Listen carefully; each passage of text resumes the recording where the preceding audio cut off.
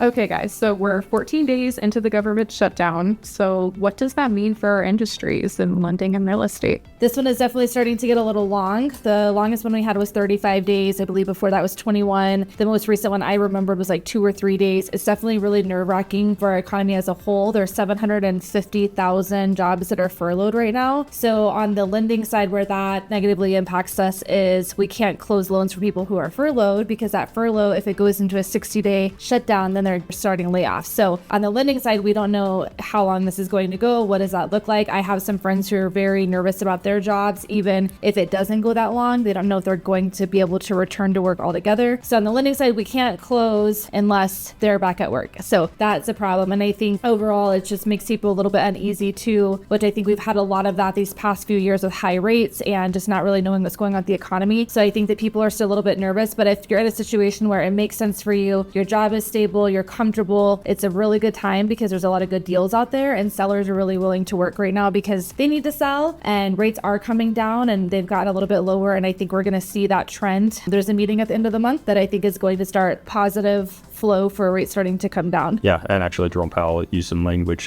this week that just reiterated that expectation. On the real estate side, I think, well, I mean, it's all real estate, but like from the realtor perspective, probably the biggest impact I think of the shutdown is just uncertainty. And when you have uncertainty, buyers hold.